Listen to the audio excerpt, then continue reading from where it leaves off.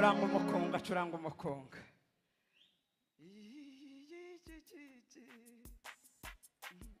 Ngwino. Mana we imirimo yawe twarayibonye tugeze mu kwezi kwa 12 iminsi 2 isigaye twabonye imbaraga z'Imana twabonye ukuboko kw'Imana twabonye gukomera kw'Imana twabonye imbaraga z'Imana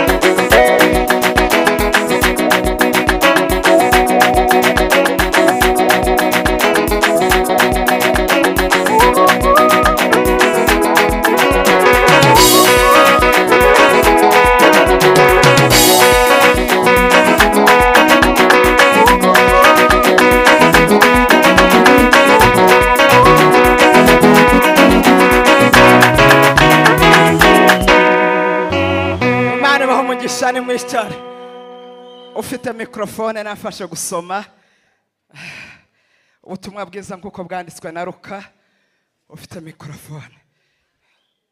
Jameni Mungu yupo, ni kweli Yesu yupo, tunamtangaza yupo, tumeona kazi zake. Ubutumwa bwiza nkuko bwanditswe na Luka igice cya mbere umurongo wa 37. Jameni Yesu yupo, ni kweli Yesu yupo, tunamtangaza yupo, tuzatumwamamaza kubera ko twabonye imirimo ye. Tugende 37 mu gice cya mbere cya Luka. Yego Bibiliya iravuga ngo kuko ari nta jambo Imana ivuga ngo rihere, kuko ari nta jambo Imana ivuga ngo rihere, ngo nirimara rihere. Nimukomere ijambo ry'Imana amashi. Subira amapaste. haravuga ngo kuko ari nta jambo Imana ivuga, kubera ko ari nta jambo Imana ivuga ngo rihere. ngo rihere. niyo mpamvu twaje mu ijoro ry'ubusabane ribisikanya 2025 twinjira muri 2026.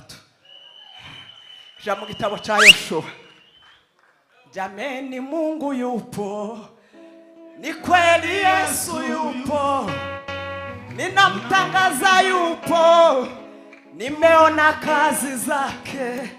Yoshua igice cha 14 ku murongo waho wa 6, usomo wa 6 nushaka wegere hepfo kwa 7. Kuko ari nta jambo Imana igivuga ngo rihere, ntaryo. Niba Imana ariyo yarivuze aya masaha y'iri joro, Imana irabisohoza. Amen. Jameni Yesu yupo, ni kweli Mungu yupo, ninamtangaza yupo, tumeona kazi zake. Ngaho tugende. Igice cha 14 umurongo wa 6 muri Yoshua. Aravuga ngo abayuda bahera ko basanga Yoshua yego i Gilgali. Kalebu mwene Yefuni umukenazi aramubaza ati yego ntuzi icyo Uwiteka yamvuzeho? Ariko ntuzi icyo Uwiteka yakuvuzeho? Jewe nawe akabibwira Mose umugaragu w'Imana, umuntu w'Imana turi Kadeshi Baruneya. Wa munsi twari muri Foursquare muri 2024 tugiye kwinjira muri 2025. Ntacyo Uwiteka yavuganye nawe. Komeza hepfo. Wakoze igitangaza.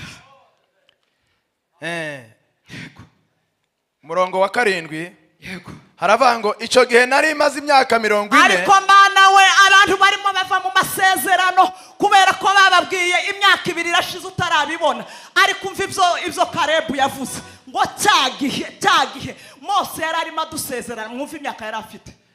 Icyo gihe nari maze imyaka 40. Nari mfite imyaka 40 ndi umujene, nyari murushijeho nk'itatu kubera ko mfite 43. Nico gihe Imana yamusezeranyije. Twari tukiri Kadeshi Baruneya. Turi mu butayu i Kadeshi Baruneya, niho Imana igiduhera amasezerano. Mose umugaragu w'Uwiteka, Mose arahishurirwa umukozi w'Imana, antuma kujya gutata igihugu. Bukeye ngarutse yego muhamiriza ibyo nari nabonye. Ndamuhamiriza mubwira amakuru y'ukuri. N'umutima utabesha. Ni mwakira ijambo ry'Imana. Umwuka yambaye ijambo rivuga ngo tegeka ibifashe ibyawe. Aya masaha y'iri joro ry'ubusabane, vugana n'ikirere gifashe ibyawe Imana yakubwiye ukaba utarabigeraho, kibira kure mu izina rya Yesu. Rekura. Ndasubiramo. Umwuka yambaye ijambo rivuga ngo tegeka. Habwa umwuka wo gutegeka, kandi ntabwo ari umushumba ugutegekera. Wewe waje muri iri joro ry'ubusabane, tegeka ikirere gifashe ibyawe kibire kure, winjire mu masezerano.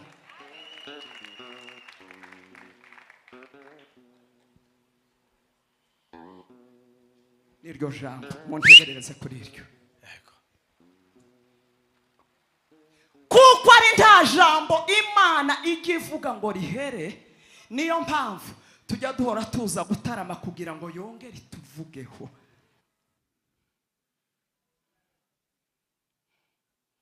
Imana si umuntu, Imana si ikiremwa, Imana ni Imana. Niyo mpamvu icyo yamvuzeho n'icyo yakuvuzeho je kukubwira ngo utegeke, uhagarare mu mbaraga zo gutegeka icyo kirere kibifashe kibire kure mu izina rya Yesu. Nibza ushatse wabikomera amashi ko ndavugana n'Imana, kandi n'ukuri hari ibigomba kurekura ibyacu tukabitahana, amashimwe akaboneka mu kwezi kwa 12, kandi dusigaje iminsi 33 ubuhamya bukaboneka.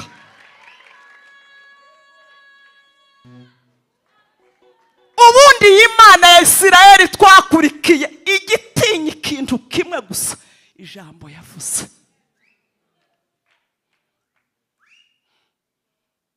nta bwoba bw'abantu, nta bwoba bw'ibihe, kubera ko nijya inyuranye ibihe. Ariko uzi ko Imana ngo ishobora gukuraho ijuru n'isi ariko igasohoza icyo yakubwiye. Ntimuzi ko ijuru ngo niyo ntebe y'Imana, hanyuma isi nizirambirizaho, ariko kugira ngo ihe agaciro icyo yakuvuzeho n'icyo yamvuzeho, ngo yo kwemera bikavaho, byamara kuvaho igasakira ahandi isohoza ibyo yakubwiye. Haleluya! Tegeka ikirere gifashe ibyawe. Umaze iminsi urira ariko waje gutegeka. Ntabwo Imana yoduhuza. Hari abari hanze, hari abari hariya hejuru, hari abari hano, hari abantu magana badukurikiye, ngo iduhuze muri iri joro ry'ubusabane. Nta byawe ugomba kugabana kandi birahari.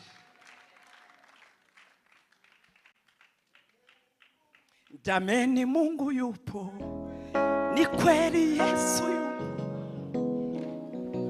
tunamtangaza yupo, tumeona kazi zake.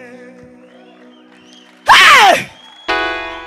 Imana si umuntu, ntigibesa, ntigira agacu ko guhinduka, ntigihindagurika nk'ibirere. Oya, Imana ni Imana. Nimba hari icyo yakuvuzeho izagisohoza cyangwa igisohoza. Muhumure,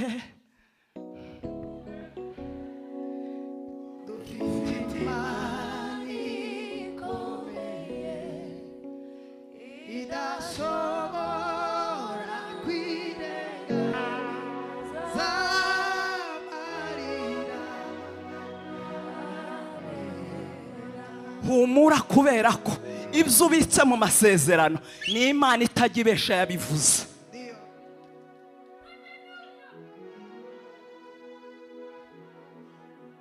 Amaso yarabibonye ibyo wakoreye muri twe, ariko ntabyo wabonye mu kwa mbere, mu kwa kabiri ntabyo wabonye, mu kwa gatatu ntabyo wabonye, mu kwa kane ntabyo, mu kwa gatanu ntabyo wabonye, mu kwa gatandatu ntabyo wabonye, mu kwa karindwi ntabyo wabonye, mu kwa munani ntabyo wabonye, mu kwa cyenda ntabyo wabonye, mu kwa cumi no mu kwa cumi na kumwe ntabyo wabibonye. Imiti tibirabihamya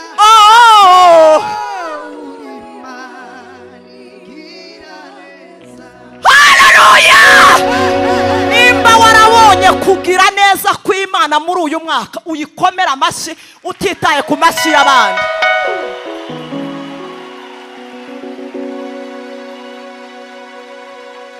Kuko ari nta jambo Imana ivuga ngo rihere.